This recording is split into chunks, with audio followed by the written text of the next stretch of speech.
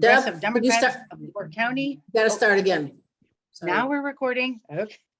All right. Welcome again to our live streamed and recorded candidate forum for the Progressive Democrats of LaPorte County.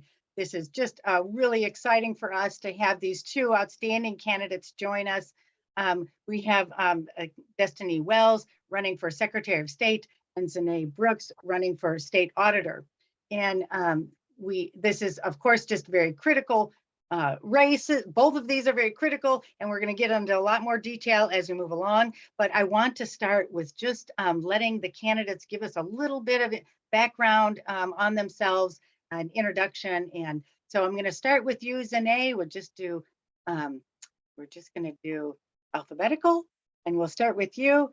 And if you could just tell us a little bit more about yourself, how you came to this candidacy, and what your big priorities are as a candidate for state treasurer, state auditor. Sorry. Did you say state president? No, that'd be okay. Though we can say that. No, I said treasurer. Oh, gotcha. My nephew thinks I'm running for state president. So. Oh, that's awesome. Hi, Zenai Brooks. I live in Indianapolis, Indiana. I describe myself as a community servant leader from the Far East Side. I went to Warren Central High School, was an athlete, got a track scholarship to University of Louisville in Kentucky, majored in accounting, came out of college, worked at various CPA firms. I ended up marrying a pastor of a church. And from all of that, being an accountant, being in the CPA profession, I sit and have sat on a number of boards, not-for-profit organizations, the CPA Society. I've audited not-for-profit organizations. And one thing that really pushed me to say yes to this role is really just some of the disparities that I have seen in getting funding into our communities. So I made it my, 1 second, I'm going to close this door. I'm so sorry.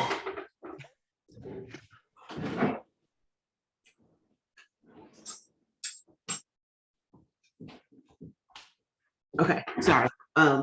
Pastor Brooks is making dinner. Yeah, he's oh, nice. We've changed roles a little bit. So he is cooking dinner for us. So I'm back. So yes, I decided to say yes to address some of the disparities that we see in our communities from a funding perspective, serving on grassroots organizations, working with some larger not-for-profits, just understanding how money flows down to people. I wanted to be able to direct traffic. And so I had expressed interest before in running for other things local, but then I did not do it. And then this opportunity came, and I just thought this is a way for me to affect change at the systemic level, like at the top. Be able to use my voice on a larger scale. It's an extension of what I've been doing my entire career, advocating for equity when it comes to getting, diverse people, getting women, getting people of color in leadership positions. When it comes to, building the pipeline for professionals, when it comes to all of the things that involve like equity and funding. So I don't know how much you guys know, but the state auditor's position is really the CFO for the state. So it's the chief accounting and financial officer. So in addition to all of the technical like accounting stuff, paying the state's bills, financial reporting, internal controls, overseeing the Hoosier Start deferred compensation plan. This role also sits on the state's Board of Finance with the state treasurer and the state's budget director. So there is some big influence there when it comes to approving or denying or reviewing money as it's being transferred between various agencies. So this role, the state treasurer do not set policy per se, but it is an extension of the legislator. to be able to make sure that spending is in line with the budget, that spending is in line with the original intent of our state legislators, but then also holding agencies accountable. So that's really one of my main priorities when I go into this role, is to be able to hold agencies accountable. So we've given you $1 million. What have you done with that pot of money? How can we report on the metrics of that so that the people of Indiana understand how their tax dollars are really being spent? We all know that there is a $6 billion surplus right now. And we also know that the state of Indiana ranks lowest in food access, funding for, K through 12, healthcare, quality of life. So it's not that we don't have a lack of investment opportunities while we're sitting on this surplus. We're just not being maybe intentional about reinvesting that money into communities. So that's my experience. That's what I'm thinking about. That's how I'm coming to the table. I will stop there and then allow you guys to answer questions after we hear from Destiny. Terrific. And there's lots of interesting things that I want to ask you about what you just said. All right. So Destiny, so you're muted. So I have to unmute you. But yes, if you could just give us a little background, what brought you to this point? Of course, I have a million questions for you. But let's just get started, and and then we'll get right into it. Appreciate it. So I'm originally from Martinsville, Indiana. I live in Indianapolis now, and in between living in Martinsville and settling in Indianapolis, I got to do a lot of things that have kind of molded me to be the person who I am today and wanting to seek office. A couple of those things are that I enlisted in the military when I was 19, an enlisted truck driver. And here I am almost 20 years later, Army Reserve Lieutenant Colonel, intelligence officer, served in Afghanistan, take much pride in my military service, and always look through life through the frame, through the lens of wanting to serve my country and wanting to uphold democracy, because as a post 9/11 veteran, as are many of my peers, that is how I see the world, right? That is how I have come to know the world. And it's very interesting to me to communicate to our younger voters because their entire lives were forged through a time of international conflict. And so I think that is very important in how we approach this race in particular with the Secretary of State. In addition to having that military hat that I wear, I'm also an attorney. And so I have done, I have served in my hometown, from putting out the shingle, getting to know my hometown better, really understanding intimately Hoosier issues in Hoosier communities. And then also having been a government litigator as a deputy attorney general for a Republican, Curtis Hill, having my main client be Department of Corrections, spent a lot of times in the prisons, kind of seeing the disparities within our prison populations and how we can do better. And then also as Associate Corporation Counsel very shortly for the city of Indianapolis and Marion County, where I got to represent everything from a pothole and DPW to IMPD. And so I have served at the municipal level, at the state level, at the multinational level. And I bring with me that experience in running for Secretary of State. And I think it has been a really good combination, because in the military, I'm an intelligence officer. So I have foundational knowledge across the disciplines that are very relevant in this race, like information security. I come from a background of doing and wanting to implement federal best practices.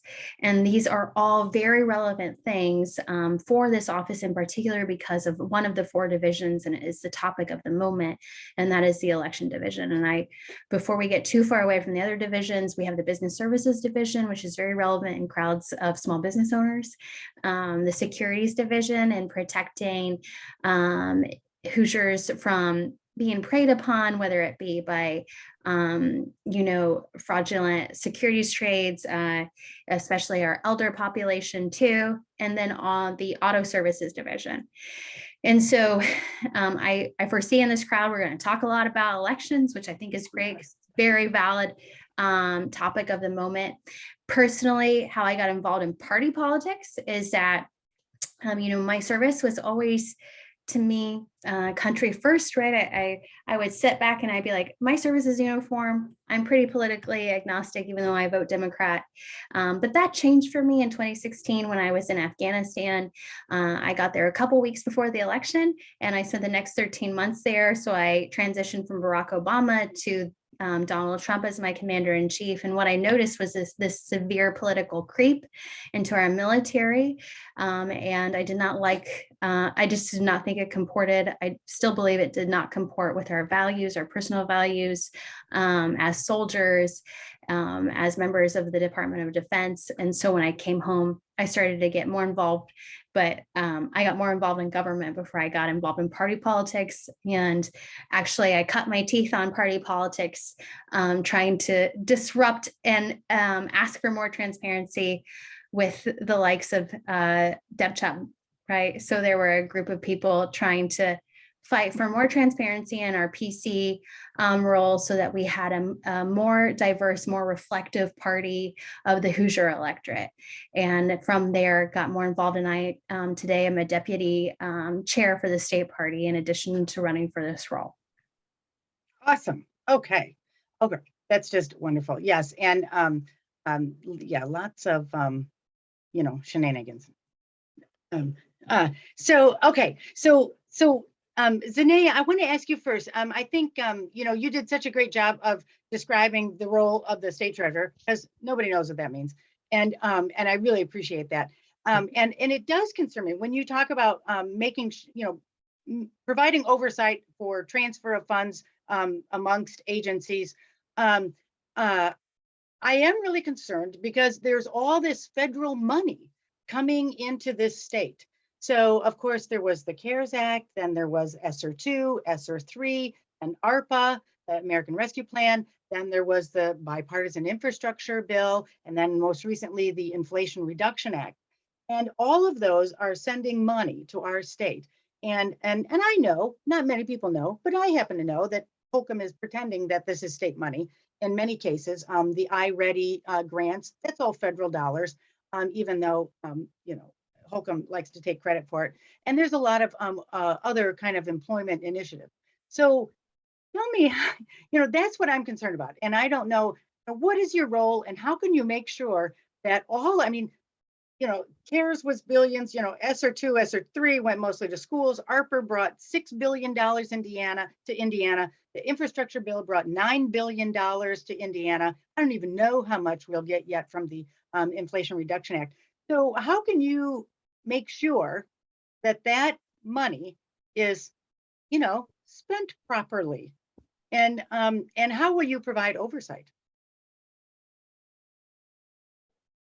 Yeah, so it depends on how the money comes in, if it comes to the state or if it goes directly to the different counties or if it goes to the agencies and all of that.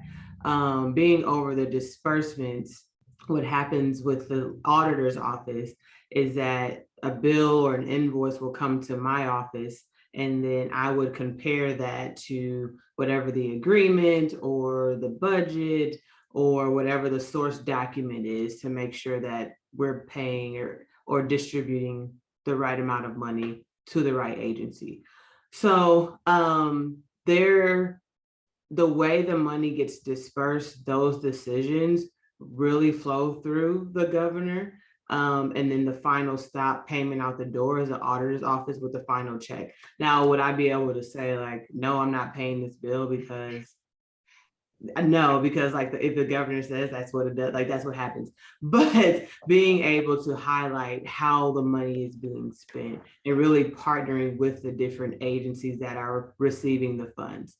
So if money comes in, it goes to a mental health agency or organization, then we can work with that agency to help track metrics on how that money is being spent. That's essentially what we do. Like I work at Cummins, I oversee our foundation. I'm a finance director for our foundation. So what happens is we issue grants. We also then require that organization to turn in a report. And that report says how they've spent the money. So then we can say we have affected this many policies, or we serve this many women, or we fed this many lunches, or whatever the metric is. Want to do the same thing in our government so that we can say, okay, we got this much money in from federal dollars. This is the direct impact of that. Excellent. Yeah. And I know Jeff Benson's on here. He runs a big nonprofit. I was a nonprofit for many years, and we're accustomed to that kind of accountability. And so Yeah. so I would really like to see that kind of accountability in government spending. And I that would think, be really good. and I do want to say, like, it's not a bad thing to have that accountability. Like, I've talked to agencies already who welcome partnership with the state on how to report their metrics back. Sometimes, and depending on the size of the agency, they may not have the manpower to report or collect the data. So there are opportunities to collaborate. So when I say, hold agencies accountable and help with transparency, I think that's wanted on both sides. It is. And, one of the things the state is running into recently is the fact that people are not keeping data. The maternal mortality report, there's a big caveat in that whole report that, we don't really have good data on all this. Nobody's reporting. I just spoke to JD Ford, who said, he was in a committee meeting to talk about child fatalities. People aren't reporting at a local level.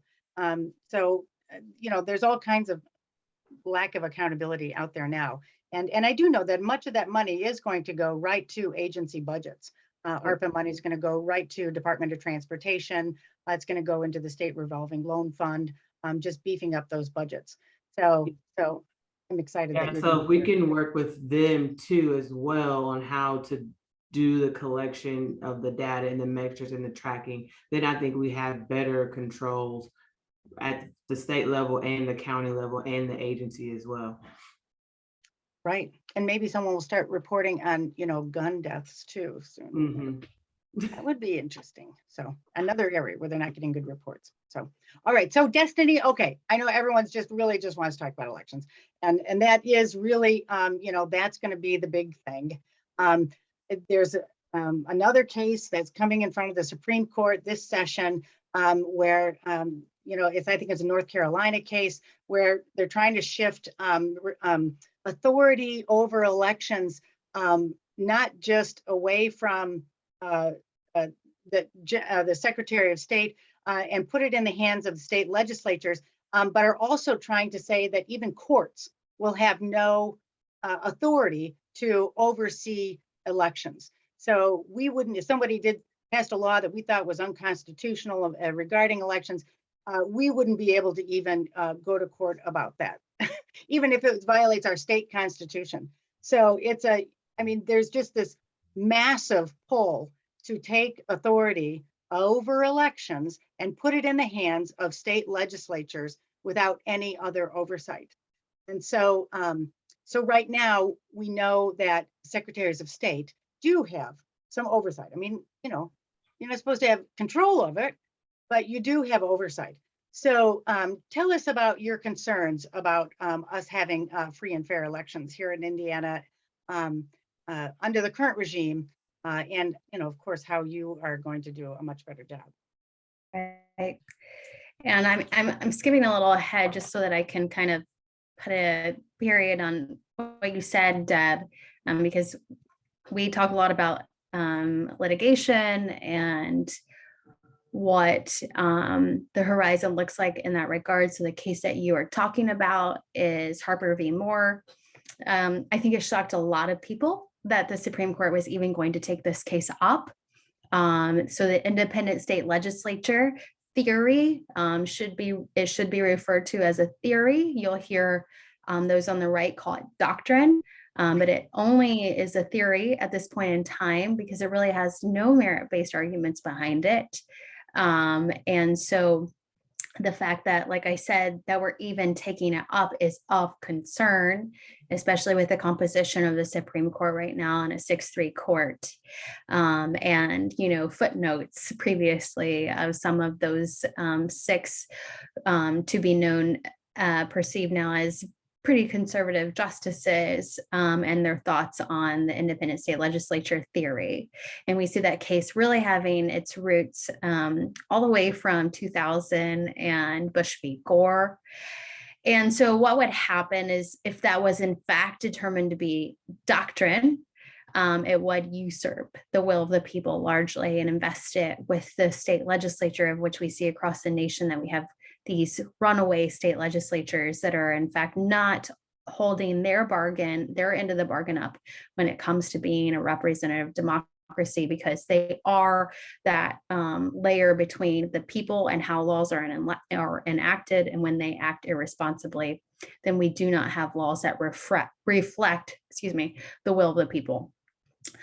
So some of the things that we are up against in Indiana right now that are of major concern, this campaign has been, we have branded ourselves purple, right? So we talk about being, Indiana's not a red state, it's a purple state with a voter turnout problem. We talk about being 46th in the nation in registered voter turnout.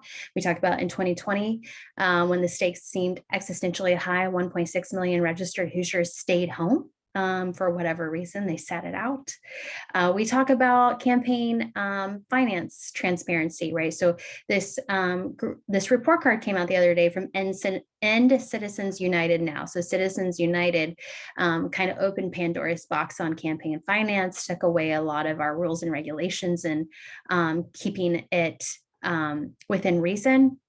And so this report card said that Indiana has an F in democracy, that we're 46th in the nation, in being one of the least, 46 and being the most democratic states. So we're one of the least democratic states. And so that has to do with the campaign finance, which is a bit of the wild, wild west. We don't have transparency. We don't have really laws or regulations that have teeth, no accountability.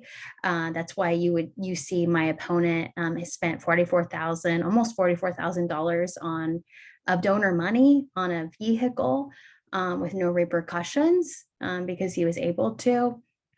And so all of these elements, and then we can go through the whole litany of voter suppressive measures. We can talk about the fact that we are one of 8 states with restrictive voter ID that requires a photo expiration date and name and government provided, which keeps people away from the polls. That when we enacted restrictive voter ID, and we were the first state where we set the precedent for the rest of the nation, that not too long after, like 2014, we were last in the nation in registered voter turnout. It actually did not increase voter confidence. It actually kept people from voting.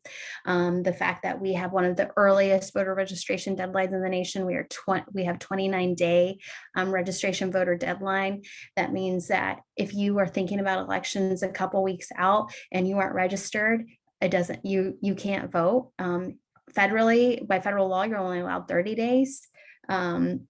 Or that we have 2 states, we're one of 2 states with the earliest poll closing hours, 6 o'clock, us in Kentucky.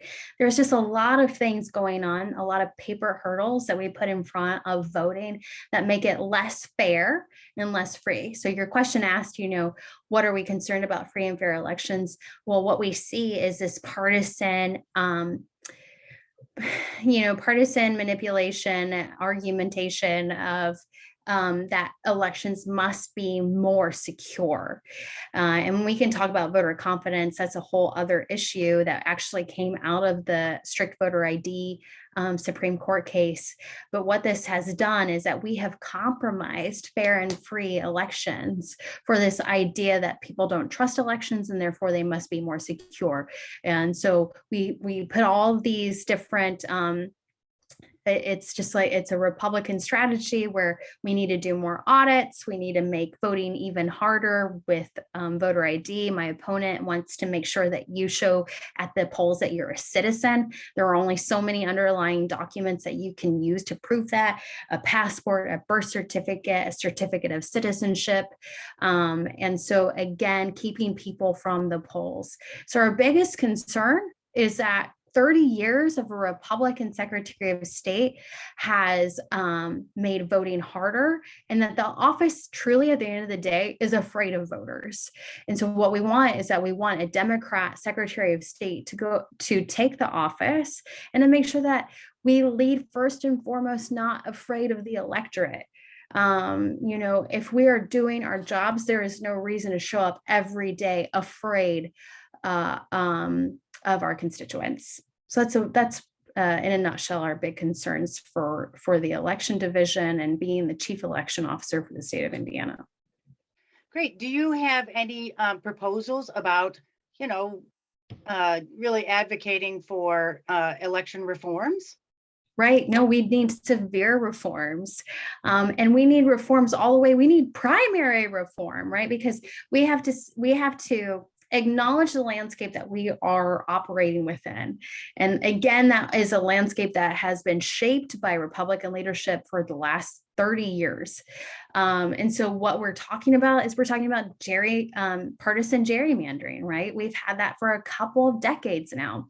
The big thing that you'll see in the difference of messaging between me and between my opponents is that we talk about, why do Hoosiers feel that their vote doesn't matter? And then we kind of dissect it from there, right? We talk about why they feel that way, to include gerrymandering. What you'll hear our Republican opponent and our libertarian opponent, because our libertarian, let's just be very clear, is much like a Republican who hates the government. A lot of the same policies that a Republican would perpetuate, like you must have more audits, you need a receipt, you can't trust the process.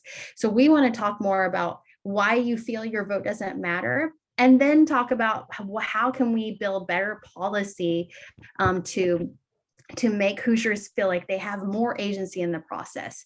The best thing we can do is win this statewide. And I'm happy to say on this call today, a poll came out this morning and showed that we are up 4 and we have much more room for growth. Our opponent is very soft so Republicans are very soft on our opponent because he's just riddled with issues and he has really bad policy. And so we want to talk about, if we have restrictive voter ID, right? Like, this is a hard needle to thread, because we have to, as Democrats, also bring in the moderate vote. So when it comes to voter ID, while we may know that many states are conducting elections successfully, safely, and securely without voter ID, Indiana, for right now, wants voter ID.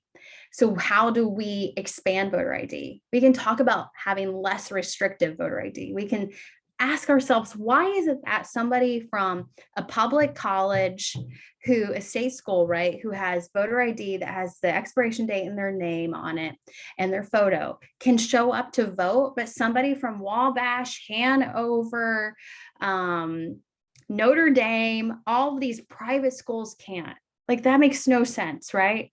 So there are very sensible policies that we could implement that are actually palatable to what we are now trying to gauge as, right, that disaffected moderate.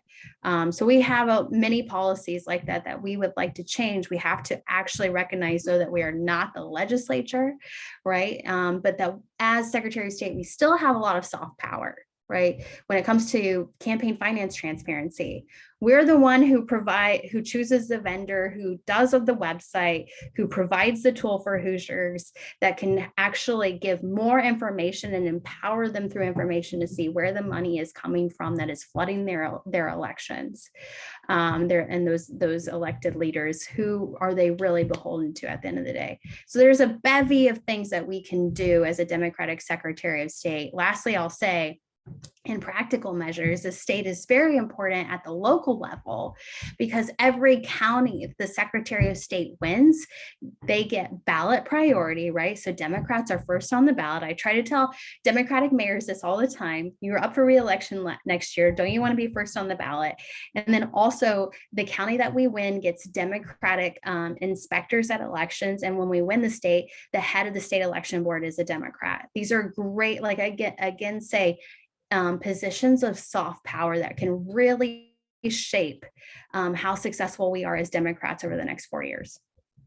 Excellent. All right. Excellent. So, all right. So I'm going to switch to Zenai here. And I know that in the meantime, all of you people on here are going to be thinking of some great questions, because that's a lot of information to talk about.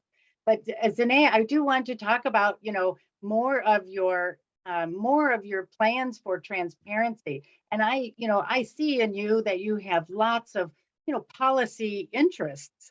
And how can you advance those in your position? As far as, serving communities of color, housing issues, all of those issues that I know are kind of a passion of yours. How can you affect change as a state treasurer on those sorts of issues? The state auditor. What did I say now? What did I say? Something different? What did I say? Did I say the treasurer again? Treasurer. Dang, sorry. Okay.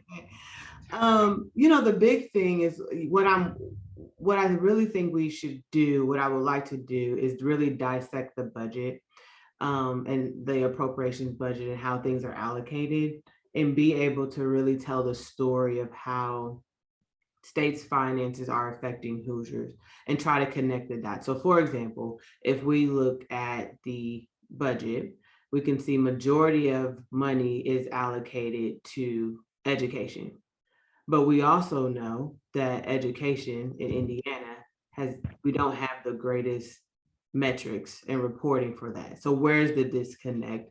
Where's the money going? Do we need to reallocate it? Do we need to do something different with the agency? So I can do the digging, I can show the metrics, I can connect the dots, and then I have to hand it over to the legislator to say, hey, here's the financial picture. Now, what do we do about it? And so that's where it's also important for our community folks, our Hoosiers, to hold agencies and government accountable. But we have to have the information to be able to stand on. So that's really what I want to do, dissect the parts of the budget, connect it to our Indiana report card, and really be able to tell the story of Indiana state finances and how effective our money is or not. Yeah, that's a great point. Because Republicans are always saying to me when I complain about, unfunded education, it's the biggest part of the budget.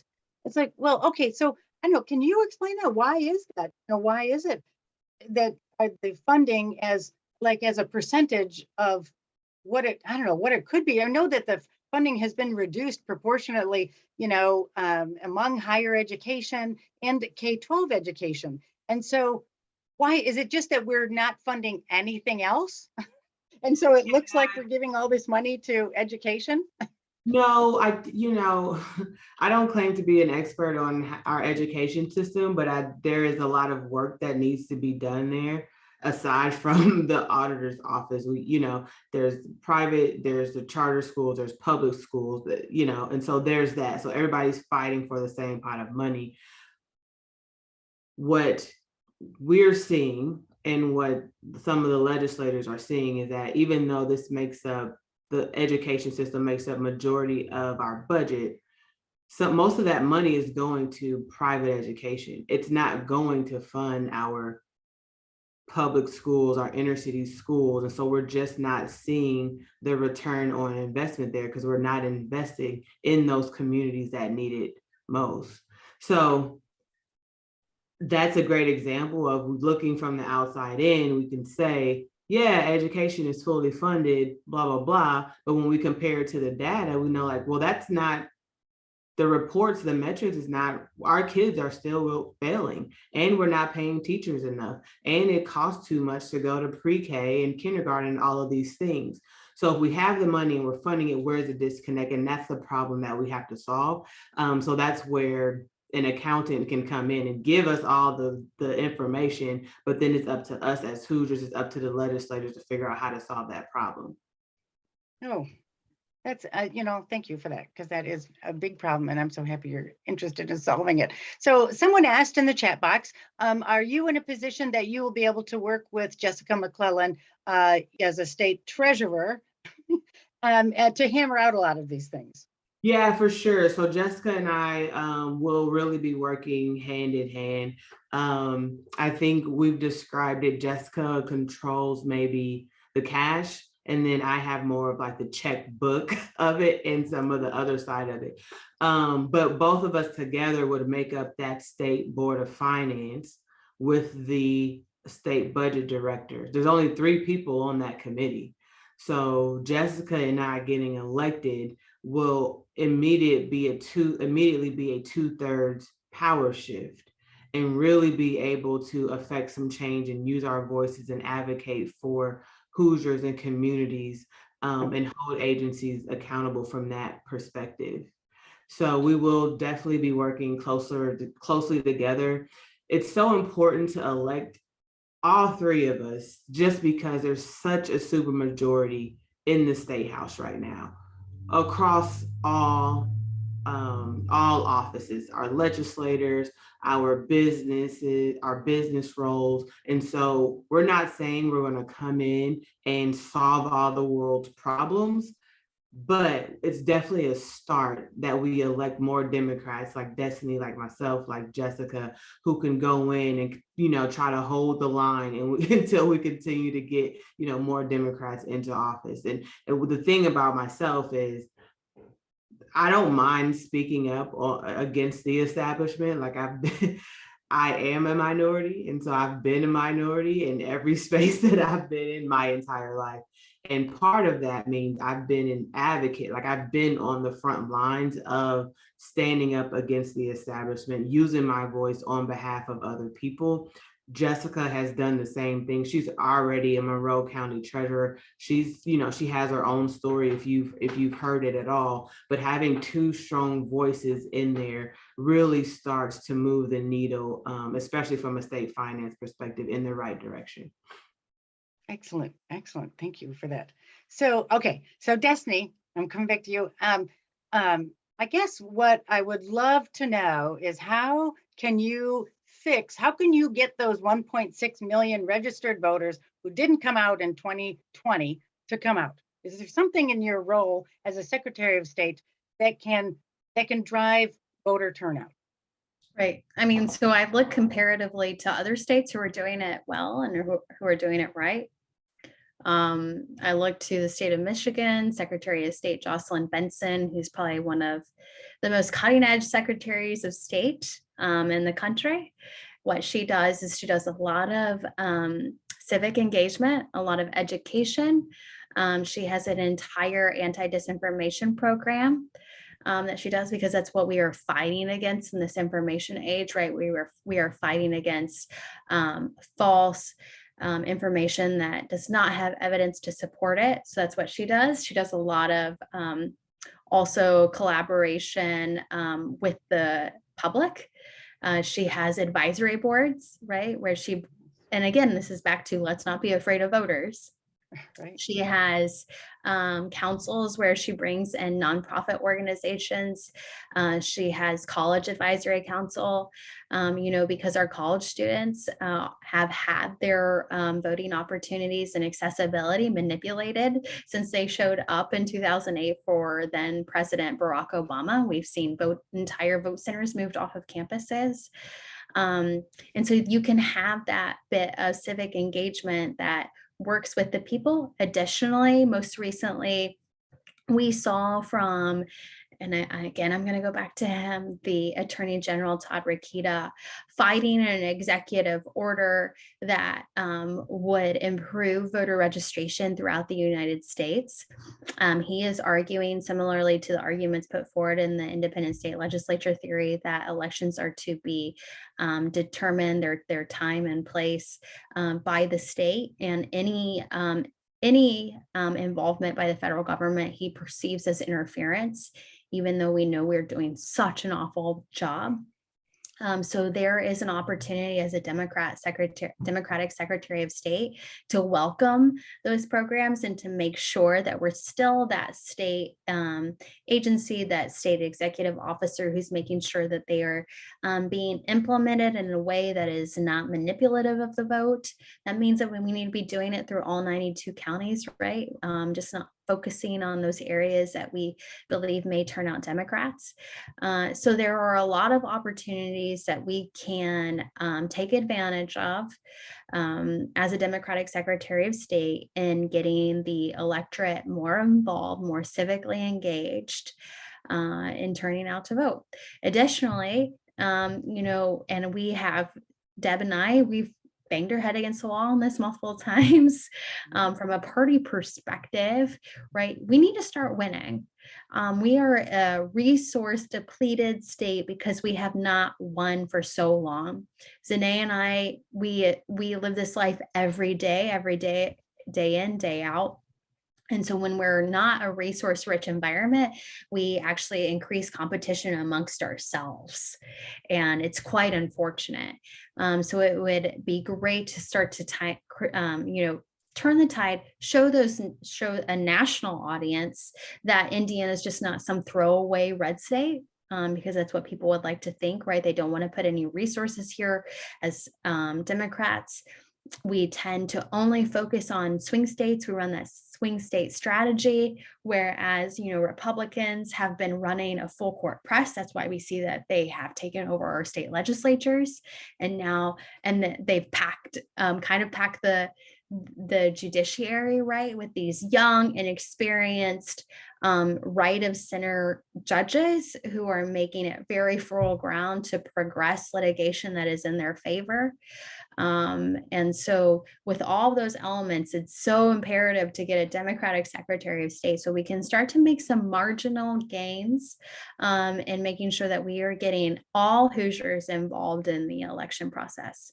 Even down to, I will say, lastly, to the high schools.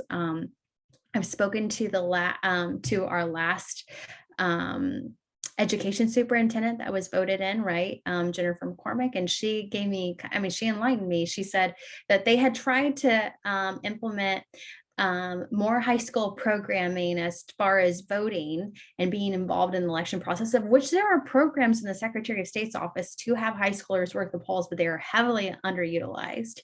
But when they started to work with the Secretary of State's office, that it was immediately saw backlash from the Republican legislature. Again, we must not be afraid of the electorate. Right. So I have another question. So it's kind of just this technical thing about the Secretary of State's relationship with boards of election at the county level. How does that work? It seems like Destiny, most of the election decisions are made at the local level. I mean, some counties have vote centers, some do not. Some are doing this. We in our county commissioners got a grant for a voter van.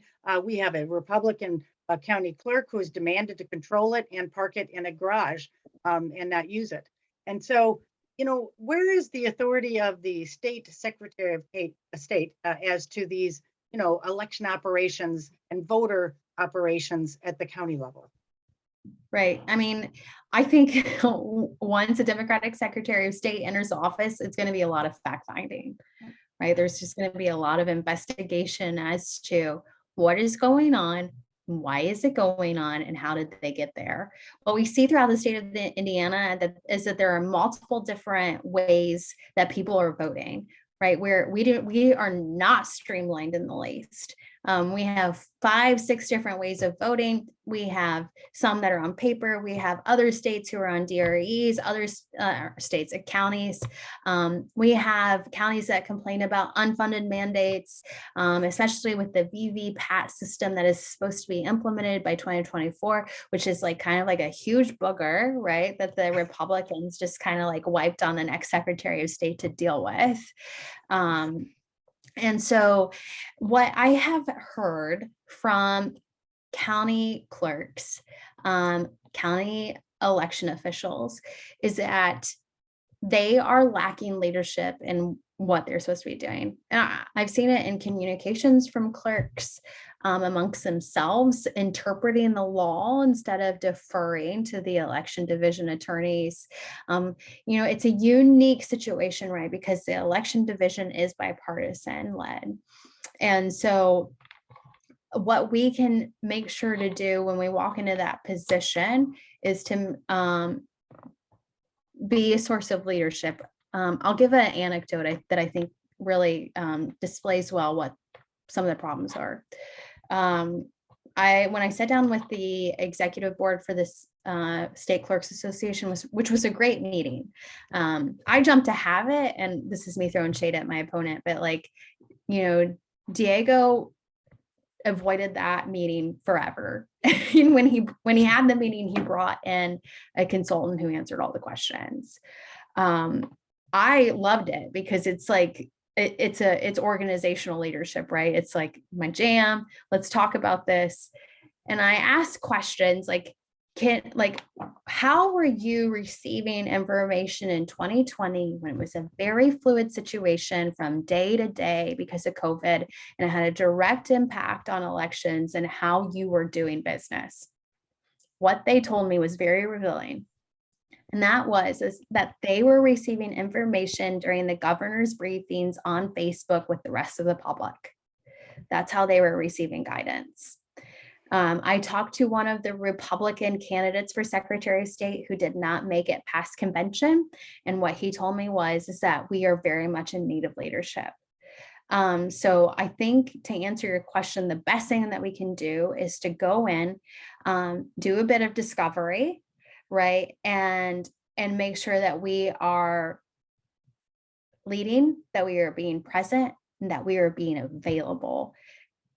If you have the same party that's had an office for 30 years, you start to degrade accountability to the people who are on the ground every day and, really actually administering elections. And we want to change that. So is it your position then that as a Secretary of State, you could, you could, I don't know, ordain all that, all counties must be vote center counties? Or is that still always going to be a county board of elections decision? I think that that's very nuanced. That needs to be a very nuanced answer that we can only really answer once we start to get in there and see how things are going. And I think that as a candidate, the best thing I can do is be honest in that regard. Otherwise, I would be selling you oceanfront property in Arizona. So. Yeah, it just always is so confusing. And when you talk to people from different counties, when they talk about how they do it there, they assume everybody does it their way. And, and no one realizes that it's all different. And Deb, we saw this display just in the last couple of weeks. There started to be some information online about how to vote straight ticket. And what was realized is that how straight ticket is how the state straight ticket procedures are communicated to the voter are different depending on the electronic system that is being used and dependent on the county. And so you have all this piecemeal of different standards that are really confusing. And so the best thing that we could do is to standardize the process. And how would we want to standardize the process? Well, we would want to implement the federal best practices, right? Because at the end of the day, whether you may be leery of the federal government or not, they know a lot more about security just because of the resources they have, the global threats, cybersecurity issues. And so the problem, though, is that do we in the state of Indiana have the funding to get ourselves online? One, we need the support too, but do we even have the funding? And that is going to be a bit of a challenge in working with a supermajority Republican legislature in getting a Secretary of State's funding, budgeting priorities approved. Yeah, I had heard a few years ago about a national election commission support something or other agency at the national level that I'd never heard of before that said, we've got all this money to give away. And, some states are doing it and some states aren't. And of course, Indiana was not taking any of that money, which was unfortunate. And I know in our own county, we had electronic machines that were not certified. Um, and we just keep using them because nobody wants to spend the money to get election machines that are certified. So and now of course there's this piecemeal little Yeah, add-on and of those some kind of machines, paper thing. the DREs, the direct recording electronic machines, were one of only a handful of states that still use those in majority of our counties. And it's not even the infrastructure isn't even something that the federal government will necessarily give you money to invest in because it is so obsolete and antiquated. Right. Right. Yes. If you want the federal money, you have to do the new good stuff, verifiable stuff. All right, great. So I've seen a few things go by in the chat box, but I don't know if there's any. Let's see. Some talk about Michael Griffin's year as a club treasurer. Okay, good. And so, okay, there's a resource for you, Zenai. But I would like to, Zenai, I'm sorry. I've talked to him a couple times and canvassed with him in Northwest Indiana. Yeah, yep. Awesome, awesome. So Zenai, if you could talk a little bit about what it means to have all of you and Destiny and Jessica McClellan, a Democratic candidate for state treasurer. What does that mean to our state to have all of you super overqualified, great candidates? What would that mean to our state's administration? Yeah, I think it's a great opportunity to change the face of what government looks like in the state of Indiana. To have women leading, to have, young women leading, to have women that, have experience in other things outside of government that bring an expertise into the field. So I think it's inspiring, and I think it could really help with, as we talk about pipeline and getting more people involved in government in general. Government leadership is very, it's older and it looks one way. And so a lot of people tend to be discouraged in even getting into the fight, getting into these positions. And so if we can show our faces and be examples to other people to step up and affect change in a new way, I think this is the start of that. And we can all talk about our specific roles, but we can also talk about other things, right? I can talk about being a CPA and accounting and all of that technical kind of nerdy stuff, but I can also talk about, being a Black woman and leadership and advocacy. I can also talk about being a faith leader and what that looks like when you combine that with government. I think Jessica brings the same thing to the table. She can talk about advocacy. She can talk about LGBTQ issues. She can talk about domestic violence and her story there. I think Destiny, you've heard her, talk about her expertise outside of government too. So I think that us being so multifaceted, it encourages other people to be involved. And like I said, it's an opportunity for us to change the face of what government looks like. And there's a lady, Pam Carter. I don't know if you guys remember her. She was the last Black woman elected to a statewide office almost 30 years ago. One quote that she said was that when more women are at the table, you make better decisions. And I think that just speaks to the different voices and aspects that we can bring to decision making and understanding how to really have an impact and effect on our communities, on our families, and being willing to challenge the system. That's awesome. Yes, and just the commitment to transparency and to constituents amongst all three of you. And for those who don't know, Jessica McClellan just couldn't make it tonight. She had a scheduling conflict, so we'll be having a separate one with Jessica when she can make Yeah, we split and we split up tonight. There's a college event happening at Notre Dame. So Tom and Jessica are up in Notre Dame. Me and Destiny are here with you guys. Last night we were all together here in Indianapolis for a community conversation at a local church. So we continue to like try to show up in some places together, and then we split up, and some things we do on our own, just really working as a team, which I think also is refreshing for people to see us leveraging each other. That's awesome. So, okay, so, so we're almost out of time, but I want to, Destiny, maybe you could start, just tell us about your campaign, tell us how to reach you, tell us about your, your website, what can we do to help you? All of those things that, we need to get you elected, and what do we need to do to make that happen? I appreciate it. So, like I said, a poll came out today that showed us 4 points up as a Democrat statewide, which is a huge achievement in itself.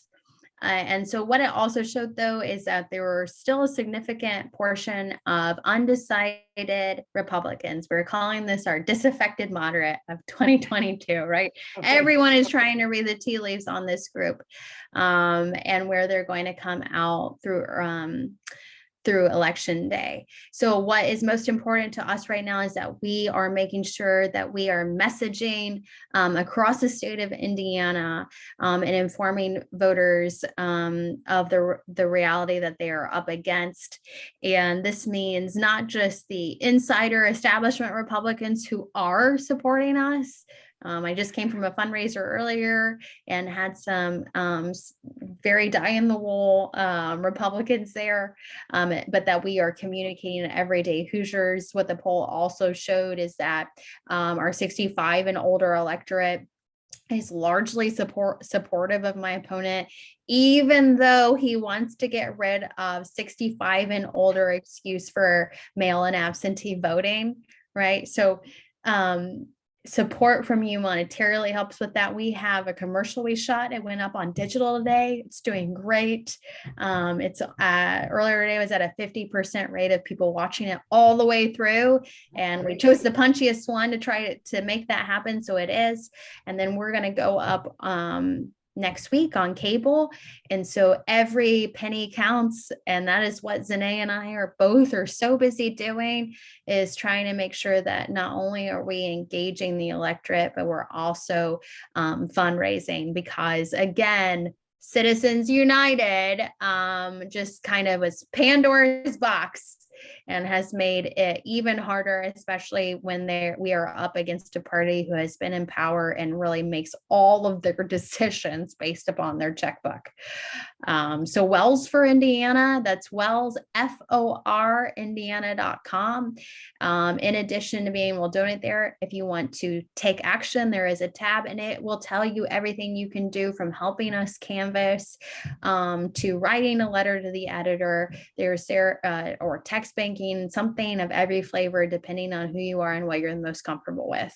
And so we appreciate you, but please tell even those disaffected moderates in your life about us, and to get out and vote.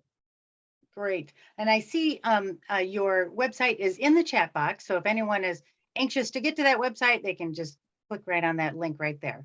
So Zenai, tell us what we can do to get you elected. Awesome. Same as Destiny. We are, I would say that our teams are trying to run non-traditional campaigns. We're going to do the typical party thing. So we're doing town halls, we're traveling around the state, we're talking to folks, call time, all of that. I've been real intentional about trying to engage voters that have not been engaged in a while. So I think the party's doing a good job with this college tour. We're going around to different colleges. So I'm specifically targeting the Black community. We're doing some specific targeting with the Latino community. We'll be at an event, all of us together, tomorrow or Wednesday in Lake County. So I'm traveling around the state a lot to touch people. Money helps to get around the state, but also name recognition. I think we need for this group on the call today to be able to spread the message. So, you know, tell 14 people, tell 30 people, just tell people, one, we've got 3 qualified women running for statewide office. You know, 2, this election is very close, because I think that's another thing that we're seeing. And I don't know how Destiny's getting this, but me and Jessica, like, people will tell us to our face, like, oh, you probably won't win. And I think as voters, just they don't believe that Democrats can win in the state of Indiana. Well, the most recent polling from both Destiny and Tom's team showed us that we're closer and we will win, but we can't do it just us 3 or 4 people. We need everybody to get out and vote. So I think those polls can be, we should share that information. We can use it as an encouragement to tell people we're really close. We need you guys to get out and vote. And so that's what I'm asking people. Yes, you know, give me money if you can, $5 or $10, a recurring, you know, contribution a week until the end of the election, but also share all of our things on social media, call your friends. My website, I think I can put it in the chat. It's just votezenai.com. You can sign up to call people from your home. You can sign up to Canvas. We will pull the list for you of people in your area or across the state that we need to touch. So it's really just all hands on deck. I do have an ad, a campaign ad that's coming out in a couple of days. So we're doing the work. We just need support. Excellent, excellent. And I see that, so there is a link in the chat for a donation button for you. And so, oh no, oh good, and then good, someone put in there your website too, and I'm sure you can get there from there. Okay, so we're out of time. And to your point tonight, I do always like to remind people that Joe Biden lost the state of Indiana by about 450,000 votes, but there were 1.6 million people who didn't vote. So Right. this is doable. This is absolutely doable. And Destiny, of course, is now famous for the statement that Indiana is not a red state; it is a purple state with a voter turnout problem. So yes, yes, and that's just so absolutely correct. So I do want to give my little spiel here. So October 11th is the last day to register to vote.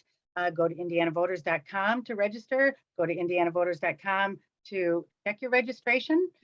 Go there, same website, indianavoters.com, to request an absentee ballot. October 27th is the deadline to request an absentee ballot, and it must be turned in by November 7th. And then early voting starts October 12th.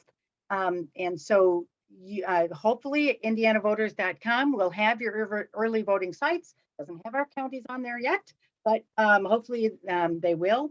And so you can go to indianavoters.com to see who's on your ballot. I know many people who don't vote because they say, I didn't vote because I didn't know enough. Well, here's your, where's you can see everyone who's on your ballot, and then you get a chance to Google them and find out everything you need to know. So that's where you need to go, indianavoters.com, register, check your registration, get an absentee ballot, find out where to vote, find out who's on your ballot. And I always encourage people to write it down, write down your voting plan. When will you vote? Where will you vote? How will you get there? And do you need an absentee ballot? And who will you bring with you to the voting polls? So, all right, that is it for us tonight. Thank you so much for giving us your time. I know you are just so busy, and so we really, really appreciate it. And I always encourage anyone who's on here, if you have more questions, I know that you can reach out directly to the candidates and they would love to hear from you. So again, we're sponsored by the Progressive Democrats of LaPorte County, and we encourage everyone to join our group and work with us in getting more Democrats elected. All right, thank you very much. Good night. Bye.